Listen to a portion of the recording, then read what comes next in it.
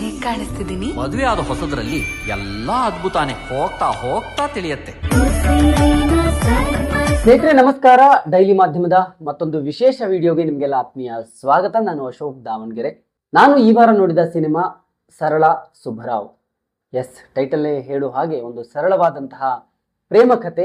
ಬಹಳ ವರ್ಷಗಳ ನಂತರ ಒಂದು ಪ್ರಖ್ಯಾತ ಕಾದಂಬರಿಗಾರ್ತಿ ತ್ರಿವೇಣಿಯವರ ಕಥೆಯನ್ನ ಆಧರಿಸಿ ಬಂದಿರುವಂತಹ ಸಿನಿಮಾ. ನಿರ್ದೇಶನ ಮಂಜು ಸ್ವರಾಜ್, ನಾಯಕ ನಟರಾಗಿ ಅಜಯ್ ರಾವ್, ನಾಯಕಿಯಾಗಿ ಮಿಶಾ ನಾರಂಗ್. ಸೊ ಟ್ರೈಲರ್ ಬಂದಾಗ ನನಗೆ ಈ ಸಿನಿಮಾನ ನೋಡ್ಲೇಬೇಕು ಅಂತ ಅನಿಸ್ತು. ಯಾಕಂದ್ರೆ ಇದೊಂದು ಮಾಸ್ ಸಿನಿಮಾ ಅಲ್ಲ, ಅಥವಾ ದೊಡ್ಡ ಕ್ಯಾನ್ವಾಸ್ನ ದೊಡ್ಡ ಬಜೆಟ್ ನಲ್ಲಿ ಬಂದಂತಹ ಸಿನಿಮಾ ಅಲ್ಲ. ಆದ್ರೆ ಒಂದು ಕಾದಂಬರಿ ಆಧಾರಿತ ಸಿನಿಮಾ, ಅದರಲ್ಲೂ ತ್ರಿವೇಣಿಯವರ ಕಾದಂಬರಿ ಆಧಾರಿತ ಸಿನಿಮಾ ಅಂದಾಗ ನನಗೆ ಈ ಸಿನಿಮಾ ನೋಡ್ಬೇಕು ಅನಿಸ್ತು. ಮತ್ತು ಟ್ರೈಲರ್ ಬಂದಾಗ ತುಂಬಾ ಮನಸ್ಸಿಗೆ ಹಿತ ಅನಿಸುವಂತಹ ರೀತಿಯಲ್ಲಿ ಒಂದು ಲವ್ ಸ್ಟೋರಿ ಸಿನಿಮಾ ಇದು ಅನ್ನೋ ಕಾರಣಕ್ಕಾಗಿ ನನಗೆ ಈ ಸಿನಿಮಾನ ನೋಡಬೇಕು ಅಂತ ಅನಿಸ್ತು. ಸೊ ಹಾಗಾಗಿ ಈ ಸಿನಿಮಾನ ನೋಡಿ ನನಗೆ ಏನು ಅನ್ನಿಸ್ತು, ಸೊ ಸಿನಿಮಾದಲ್ಲಿ ಏನೆಲ್ಲ ಪ್ಲಸ್ಗಳಿದೆ, ಸೊ ಏನೆಲ್ಲ ವರ್ಕ್ ಆಗಿಲ್ಲ, ಇದೆಲ್ಲದ್ರ ಬಗ್ಗೆ ಮಾತಾಡ್ತಾ ಹೋಗ್ತೀನಿ. ನೀವು ಇನ್ನೂ ಕೂಡ ನಮ್ಮ ಚಾನಲ್ಗೆ ಸಬ್ಸ್ಕ್ರೈಬ್ ಆಗಿಲ್ಲ ಅಂತ ಹೇಳಿದ್ರೆ ಸಬ್ಸ್ಕ್ರೈಬ್ ಮಾಡ್ಕೊಳ್ಳಿ. ಪಕ್ಕದಲ್ಲೇ ಇರುವಂತಹ ಬೆಲ್ ಬಟನ್ ಅನ್ನು ಕೂಡ ಒತ್ತಿ. ಹಾಗೇನೆ ನಮ್ಮ ಚಾನೆಲ್ನಲ್ಲಿ ಬರುವಂತಹ ಕಂಟೆಂಟ್ಗಳ ಕುರಿತು ನಿಮ್ಮ ಅಭಿಪ್ರಾಯ ಅನಿಸಿಕೆಗಳನ್ನ ತಪ್ಪದೆ ಕಾಮೆಂಟ್ ಬಾಕ್ಸ್ನಲ್ಲಿ ತಿಳಿಸಿ. Let's see. ಸರಳ ಸುಬ್ಬರಾವ್ ಟೈಟಲ್ ಹೇಳುವ ಹಾಗೆ ಸರಳ ಮತ್ತು ಸುಬ್ಬರಾವ್ ಇಬ್ಬರ ಕತೆ, ಪ್ರೇಮ ಕತೆ. ಕಥೆಯ ಬಗ್ಗೆ ಹೇಳಬೇಕು ಅಂತ ಹೇಳಿದ್ರೆ ಇದು 70ರ ದಶಕದಲ್ಲಿ ನಡೆಯುವಂತಹ ಕತೆ. ಭಾರತ ಮತ್ತು ಪಾಕಿಸ್ತಾನ ನಡುವಿನ ಯುದ್ಧ ಸಂದರ್ಭದಲ್ಲಿ ಒಂದು ಕಡೆ ಯುದ್ಧ ನಡೀತಾ ಇದೆ, ದೇಶಗಳ ಮಧ್ಯದಲ್ಲಿ ಯುದ್ಧ ನಡೀತಾ ಇದೆ. ಇನ್ನೊಂದು ಕಡೆ ಎರಡು ಜೀವಗಳು ಒಂದು ಪುಟ್ಟ ಕಂದಮ್ಮನಿಗಾಗಿ ಕಾಯ್ತಾ ಇರುವಂತಹ ಸಂದರ್ಭದಲ್ಲಿ ಅವರ ನಡುವೆ ಅವರ ಅಂತರ್ಯುದ್ಧ, ಮನಸ್ಸಿನ ಒಳಗೆ ನಡೆಯುವಂತಹ ಯುದ್ಧ ಇದೆಯಲ್ಲ ಅದು. ಸೊ ಇದನ್ನ ಎರಡೂ ಕೂಡ ಪ್ಯಾರಲಲ್ ಆಗಿ ನಡೆಯುವಂತಹ ಕತೆ. ತ್ರಿವೇಣಿಯವರ ಕಾದಂಬರಿಯನ್ನು ಆಧರಿಸಿ ಹಲವಾರು ಸಿನಿಮಾಗಳು ಬಂದಿದೆ. ಹಣ್ಣೆಲೆ ಚಿಗುರಿದಾಗ ಸಿನಿಮಾ ಬಂದಿತ್ತು. ವಿಶೇಷವಾಗಿ ಚಿತ್ರಬ್ರಹ್ಮ ಪುಟ್ಟಣ್ಣ ಕಣಗಾಲ್ ಅವರ ಬೆಳ್ಳಿ ಮೋಡ, ಶರಪಂಜರ ಸಿನಿಮಾಗಳು ಕೂಡ ತ್ರಿವೇಣಿಯವರ ಕಾದಂಬರಿಯನ್ನು ಆಧರಿಸಿಯೇ ಬಂದಿದ್ದು. ಹಾಗಾಗಿ ಬಹಳ ಶ್ರೇಷ್ಠ ಕಾದಂಬರಿಗಾರ್ತಿ ಅವರ ಕಥೆಯನ್ನ ಆಧರಿಸಿ ಸಿನಿಮಾವನ್ನ ಮಾಡಬೇಕು ಅಂತ ಏನ್ ಅನ್ಕೊಂಡ್ರಲ್ಲ ನಿರ್ದೇಶಕ ಮಂಜು ಸ್ವರಾಜ್, ನಾಯಕ ಅಜಯ್ ರಾವ್ ಮತ್ತು ಇಡೀ ಚಿತ್ರತಂಡ, ಅವರ ಈ ಪ್ರಯತ್ನಕ್ಕೆ, ಈ ಯೋಚನೆಗೆ ನಾವು ನಿಜಕ್ಕೂ ಬೆಂತಟ್ಟಬೇಕು, ಅಪ್ರಿಶಿಯೇಟ್ ಮಾಡಬೇಕು. ಮಂಜು ಸ್ವರಾಜ್ ಅವರು ಸಿನಿಮಾವನ್ನ ಬಹಳ ಚೆನ್ನಾಗಿ ಕಟ್ಟಿಕೊಡುವಂತಹ ಪ್ರಯತ್ನವನ್ನ ಮಾಡಿದ್ದಾರೆ. ಶ್ರೀಕಂಠ ಸಿನಿಮಾ ಮಾಡಿದ್ರು ಶಿವಣ್ಣ ಜೊತೆ, ಮತ್ತೆ ಶಿಶಿರ ಸಿನಿಮಾ ಮಾಡಿದ್ರು, ಶ್ರಾವಣಿ ಸುಬ್ರಹ್ಮಣ್ಯ ಸಿನಿಮಾ ಮಾಡಿದ್ರು, ಪಟಾಕಿ ಸಿನಿಮಾ ಮಾಡಿದ್ರು. ಇದು ಅವರ 5ನೇ ಸಿನಿಮಾ ಮಂಜು ಸ್ವರಾಜ್ ಅವರದು. ನನ್ನ ಪ್ರಕಾರ ಎಸ್, ಶ್ರೀಕಂಠ ಕ್ರಿಟಿಕಲಿ ಅಕ್ಲೈಮ್ಡ್ ಸಿನಿಮಾ, ಒಳ್ಳೆಯ ಪ್ರಶಂಸೆ ಸಿನಿಮಾಗೆ ಬಂದಿತ್ತು. ಆದ್ರೆ ಎಲ್ಲಾ ಸಿನಿಮಾಗಳನ್ನ ಹೊರತುಪಡಿಸಿ ನೋಡಿದಾಗ ಈ ಒಂದು ಸರಳ ಸುಬ್ಬರಾವ್ ಅನ್ನುವಂತಹ ಸಿನಿಮಾ ಮಂಜು ಸ್ವರಾಜ್ ಅವರ ಕರಿಯರ್ನಲ್ಲಿ ಬೇರೆಯದ್ದೇ ಸ್ಥಾನವನ್ನ ಪಡೆಯುವಂತಹ ಸಿನಿಮಾ. ಆ ನಿಟ್ಟಿನಲ್ಲಿ ಅವರ ಪ್ರಯತ್ನವನ್ನ ನಾವಿಲ್ಲಿ ಮೆಚ್ಚಬೇಕು. ಅಜಯ್ ರಾವ್ ಮತ್ತು ಮಿಶಾ ನಾರಂಗ್ ಅವರ ಕೆಮಿಸ್ಟ್ರಿ, ಇಬ್ರು ಕೂಡ ತಮ್ಮ ತಮ್ಮ ಪಾತ್ರಗಳಿಗೆ ಜೀವ ತುಂಬಿರುವಂತಹ ರೀತಿ, ಅಂದ್ರೆ ತುಂಬಾ ಸಹಜವಾಗಿ ಕಾಣಿಸ್ಕೊಳ್ತಾರೆ. ಇಬ್ರು ನೈಜ ದಂಪತಿ ಅನ್ನೋ ರೀತಿಯಲ್ಲಿ ಕಾಣಿಸ್ಕೊಳ್ತಾರೆ. ಆ ಎರಡು ಪಾತ್ರಗಳು, ಸರಳ ಮತ್ತು ಸುಬ್ಬರಾವ್ ಅನ್ನುವಂತಹ ಪಾತ್ರಗಳಲ್ಲಿ ಅವರ ಅಭಿನಯ ಸಹಜವಾಗಿ ಕಾಣಿಸುತ್ತೆ. ತುಂಬಾ ಲವಲವಿಕೆಯಿಂದ ಅಭಿನಯಿಸಿದ್ದಾರೆ. ಅಜಯ್ ರಾವ್ ಈ ಹಿಂದೆ ಅನೇಕ ಕೌಟುಂಬಿಕ ಅಂದ್ರೆ ಲವ್ ಸ್ಟೋರಿ ಅಥವಾ ಫ್ಯಾಮಿಲಿ ಓರಿಯೆಂಟೆಡ್ ಸಿನಿಮಾಗಳಲ್ಲಿ ಅಭಿನಯಿಸಿದ್ದಾರೆ. ಇಲ್ಲಿ ತಮ್ಮ ಬೆಸ್ಟ್ ಅನ್ನ ಡೆಲಿವರ್ ಮಾಡುವಂತಹ ಪ್ರಯತ್ನವನ್ನ ಮಾಡಿದ್ದಾರೆ. ವಿಶೇಷವಾಗಿ ಮಿಶಾ ನಾರಂಗ್ ಅವ್ರ ಬಗ್ಗೆ ಹೇಳ್ಬೇಕು. ಮೂಲತಃ ಹರಿಯಾಣದವರು ಈ ನಟಿ. ತೆಲುಗು ಚಿತ್ರರಂಗದಲ್ಲಿ ಹೆಚ್ಚು ಕಾಣಿಸ್ಕೊಂಡ್ರು.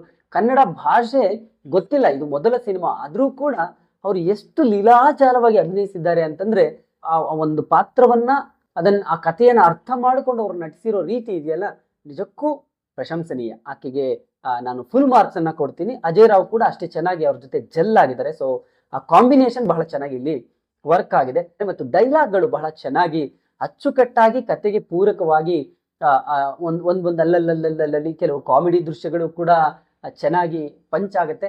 ಮತ್ತೆ ಕತೆಗೆ ಏನ್ ಬೇಕೋ ಅದನ್ನ ಚೆನ್ನಾಗಿ ಡೈಲಾಗ್ ಅನ್ನ ತುಂಬಾ ಚೆನ್ನಾಗಿ ಅಡಾಪ್ಟ್ ಮಾಡಿದ್ದಾರೆ.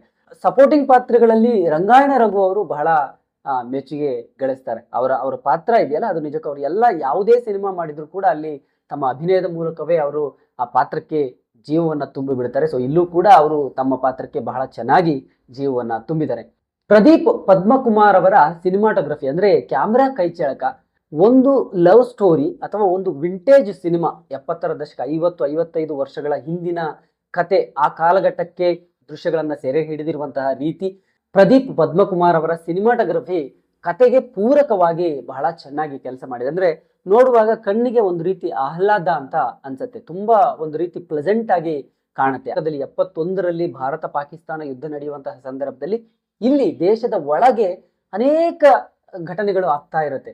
ವಿಶೇಷವಾಗಿ ನಾವು ದೇಶದ ಬಾರ್ಡರ್ ನಲ್ಲಿ ಯುದ್ಧ ನಡೀತಾ ಇದ್ರು ಕೂಡ ದೇಶದ ಒಳಗಡೆ ಅದರ ಇಂಪ್ಯಾಕ್ಟ್ ಯಾವ ರೀತಿ ಆಗುತ್ತೆ ಅನ್ನೋದು ಅದನ್ನ ಬಹಳ ಚೆನ್ನಾಗಿ ಲೊಕೇಶನ್ಸ್ ಗಳನ್ನ ಹುಡುಕಿರೋ ರೀತಿ, ಅಂದ್ರೆ 70ರ ಕಾಲಘಟ್ಟಕ್ಕೆ ಸೂಕ್ತವಾಗುವಂತಹ ಲೊಕೇಶನ್ ಅನ್ನ ಮಂಜು ಸ್ವರಾಜ್ ಅವರು ಹುಡುಕಿರುವ ರೀತಿ, ಅದನ್ನ ತಮ್ಮ ಕ್ಯಾಮ್ರಾ ಚೌಕಟ್ಟಿನಲ್ಲಿ ಫ್ರೇಮ್ ನಲ್ಲಿ ತಂದಿರುವಂತಹ ರೀತಿ ಪ್ರದೀಪ್ ಪದ್ಮಕುಮಾರ್ ಅವರು ಬಹಳ ಚೆನ್ನಾಗಿದೆ, ಕಣ್ಣಿಗೆ ಮುದ ನೀಡುತ್ತೆ.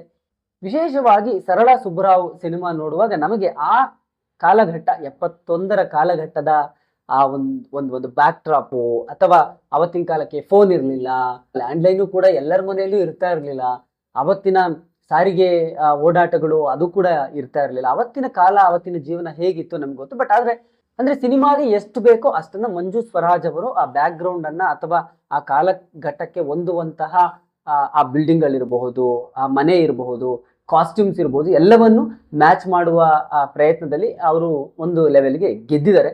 ಇನ್ನು ಸಿನಿಮಾದಲ್ಲಿ ಏನು ವರ್ಕ್ ಆಗಿಲ್ಲ ಅಥವಾ ಸಿನಿಮಾ ನೋಡುವಾಗ ನಮ್ಗೆ ಏನ್ ಅನ್ನಿಸ್ತು ಅಂತ ಹೇಳಿದ್ರೆ, ಫಸ್ಟ್ ಹಾಫ್ ಸಿನಿಮಾ ಸ್ವಲ್ಪ ಲೆಂತಿ ಅಂತ ಅನ್ಸುತ್ತೆ, ಲ್ಯಾಗ್ ಅಂತ ಅನ್ಸುತ್ತೆ, ಅಥವಾ ಒಂದ್ ಸ್ವಲ್ಪ ಫ್ಲಾಟ್ ಅಂತ ಅನ್ಸುತ್ತೆ, ಅಥವಾ ಆ ಸೆಕೆಂಡ್ ಹಾಫ್ಗೆ ಲೀಡ್ ಕೊಡೋದಕ್ಕಾಗಿಯೇ ಅದು ಅಷ್ಟು ಸ್ಲೋ ಮಾಡಿದ್ರ ನಮ್ಗೆ ಗೊತ್ತಿಲ್ಲ. ಯಾಕಂದ್ರೆ ಇಡೀ ಪಾತ್ರಗಳು, ಆ ಸನ್ನಿವೇಶಗಳು ಮತ್ತು ಕಥೆಯನ್ನ ಏನ್ ಕತೆ ಅನ್ನೋದನ್ನ ಪ್ರಿಪೇರ್ ಮಾಡೋದೇ ಫಸ್ಟ್ ಹಾಫ್ ಸಿನಿಮಾ. ಆದ್ರೆ ಲೆಂತ್ ಸೆಕೆಂಡ್ ಹಾಫ್ಗಿಂತ ಫಸ್ಟ್ ಹಾಫ್ ಜಾಸ್ತಿ ಇರೋದ್ರಿಂದ ಬಹುಶಃ ಫಸ್ಟ್ ಹಾಫ್ ಸ್ವಲ್ಪ ಸ್ಲೋ ಅಂತ ಅನಿಸ್ತು. ಸ್ಕ್ರೀನ್ ಪ್ಲೇ ಇನ್ ಸ್ವಲ್ಪ ಸ್ಪೀಡ್ ಮಾಡ್ಬೋದಿತ್ತು, ಅಥವಾ ಆ ಲೆಂತ್ ಅನ್ನು ಇನ್ ಸ್ವಲ್ಪ ಕಟ್ ಮಾಡಿದ್ರೆ ಬಹುಶಃ ಇನ್ ಸ್ವಲ್ಪ ಚೆನ್ನಾಗಿ ಆಗ್ಬೋದು ಅಂತ ಅನ್ಸುತ್ತೆ.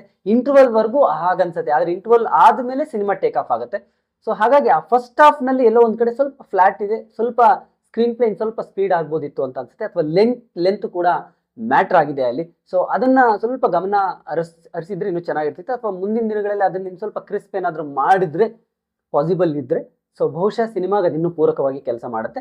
ಇಂಟರ್ವಲ್ ನಲ್ಲಿ ಒಂದು ಟ್ವಿಸ್ಟ್ ಕೊಡ್ತಾರೆ, ಬಟ್ ಇಂಟರ್ವಲ್ ಆದ್ಮೇಲೆ ಸಿನಿಮಾ ಆಕ್ಚುಲ್ ಆಗಿ ತುಂಬಾ ಚೆನ್ನಾಗಿ ಟೇಕ್ ಆಫ್ ಆಗುತ್ತೆ. ಬಟ್ ಅಜನೀಶ್ ಲೋಕನಾಥ್ ಅವರ ಸಂಗೀತ ಇಲ್ಲಿ ಅಷ್ಟೇನು ಅದ್ಭುತವಾಗಿದೆ ಅಂತ ಅನ್ನಿಸ್ಲಿಲ್ಲ. ಬಟ್ ಯಾವ ಹಾಡುಗಳು ಅಷ್ಟು ಗುನುಗೋ ರೀತಿಯಲ್ಲಿ ಇಲ್ಲಿ ಕಾಣಿಸ್ಲಿಲ್ಲ. ಹಾಗಾಗಿ ಇನ್ನೂ ಸ್ವಲ್ಪ ಬೆಟರ್ ಮ್ಯೂಸಿಕ್ ಅಥವಾ ಒಳ್ಳೆ ಹಾಡುಗಳು, ಹಿಟ್ ಹಾಡುಗಳನ್ನ ಈ ಸಿನಿಮಾ ಮೂಲಕ ಡೆಲಿವರ್ ಮಾಡಿದ್ರೆ ಬಹುಶಃ ಸಿನಿಮಾಗೆ ಇನ್ನೂ ದೊಡ್ಡ ಮಟ್ಟದಲ್ಲಿ ಪ್ಲಸ್ ಪಾಯಿಂಟ್ ಆಗ್ತಿತ್ತು ಅಂತ ನನಗನ್ಸುತ್ತೆ. ಅದನ್ನ ಹೊರತುಪಡಿಸಿದ್ರೆ ಓವರ್ ಆಲ್ ಆಗಿ ಒಂದು ಸಿನಿಮಾವಾಗಿ ನೋಡಿದ್ರೆ ಸರಳ ಸುಬ್ಬರಾವ್ ಒಂದು ಕಾದಂಬರಿ ಆಧಾರಿತ ಸಿನಿಮಾ. ಇಬ್ಬರು ಪ್ರೇಮಿಗಳ ಕತೆ, ಅವರ ಜೀವನ, ಅವರು ತಮ್ಮ ಮಗುವಿಗಾಗಿ ಕಾಯುವ ಆ ಕಾತರತೆ ಇದೆಯಲ್ಲ, ಒಂದು ಕಡೆ ಆ ಕಾತರತೆ, ಇನ್ನೊಂದು ಕಡೆ ದೇಶಗಳ ನಡುವಿನ ಯುದ್ಧ, ಆ ಎರಡನ್ನು ತಲ್ಲಣಗಳನ್ನ ಬಹಳ ಚೆನ್ನಾಗಿ ಆ ಕಥೆಯಲ್ಲಿ ಬ್ಲೆಂಡ್ ಮಾಡಿರೋ ರೀತಿ. ಓವರ್ ಆಲ್ ಆಗಿ ಇದೊಂದು ಡೀಸೆಂಟ್ ವಾಚ್ ಸಿನಿಮಾ. ಇವತ್ತಿನ ಕಾಲಘಟ್ಟಕ್ಕೆ ಯಾವ್ಯಾವುದೋ ಸಿನಿಮಾಗಳು ಬರ್ತಾ ಇದೆ, ಅದೆಲ್ಲದರ ಮಧ್ಯದಲ್ಲಿ ಒಂದು ಒಳ್ಳೆಯ ಕಾದಂಬರಿ ಆಧಾರಿತ ಸಿನಿಮಾವನ್ನ ತೆರೆಗೆ ತರುವಂತಹ ಪ್ರಯತ್ನ ಇದೆಯಲ್ಲ, ಆ ನಿಟ್ಟಿನಲ್ಲಿ ಮಂಜು ಸ್ವರಾಜ್ ಮತ್ತು ಇಡೀ ಚಿತ್ರತಂಡ ಇಲ್ಲಿ ಗೆದ್ದಿದೆ ಅಂತ ನನಗೆ ಅನ್ಸತ್ತೆ. ಒಂದು ಫ್ಯಾಮಿಲಿ ಎಲ್ಲರೂ ಕೂತು ನೋಡಬಹುದಾದಂತಹ ಸಿನಿಮಾ, ಆ ಕಾಲಘಟ್ಟದ ಸಿನಿಮಾವನ್ನ ನೋಡುವಂತಹ ಒಂದು ಅವಕಾಶ. ಸೊ ಎಲ್ಲರೂ ಕೂಡ ಮಿಸ್ ಮಾಡ್ಕೊಳ್ದೆ ಈ ಸಿನಿಮಾನ ನೋಡಿ ಅಂತ ನಾನು ಸಜೆಸ್ಟ್ ಮಾಡ್ತೀನಿ. ಇದೊಂದು ಡೀಸೆಂಟ್ ವಾಚ್ ಸಿನಿಮಾ ಅಂತ. Thank you. ಹಾಯ್ ಎಲ್ರಿಗೂ ನಮಸ್ಕಾರ, ನಾನು ನಿಮ್ಮ ಅನುಷಾ ರೈ. ಸೊ ಇಲ್ಲಿ ನೋಡಿ, ಡೈಲಿ ಮಾಧ್ಯಮ ಈ ಒಂದು ಚಾನಲಲ್ಲಿ ನಿಮಗೆ ಎಂಟರ್ಟೈನ್ಮೆಂಟ್ ಎಲ್ಲ ವಿಷಯಗಳು ಸಿಗುತ್ತೆ. ಅದ್ರ ಜೊತೆಗೆ ನಿಮಗೆ ಗೊತ್ತಿಲ್ಲದೆ ಇರೋವಂಥ ಹೊಸ ಮಾಹಿತಿಗಳನ್ನು ಕೂಡ ಅವರು ಈ ಚಾನಲ್ನಲ್ಲಿ ಕೊಡ್ತಾ ಹೋಗ್ತಾರೆ. ನಿಮಗೆ ರಂಜಿಸೋದಕ್ಕೆ ಯಾವುದೇ ವಿಷಯದಲ್ಲೂ ಮೋಸ ಆಗಲ್ಲ. ದಯವಿಟ್ಟು ಡೈಲಿ ಮಾಧ್ಯಮ ಯೂಟ್ಯೂಬ್ ಚಾನಲ್ನ ಸಬ್ಸ್ಕ್ರೈಬ್ ಮಾಡಿ, ಸಪೋರ್ಟ್ ಮಾಡಿ ಅಂತ ನಾನು ಈ ಮೂಲಕ ಕೇಳ್ಕೊಳ್ತೀನಿ.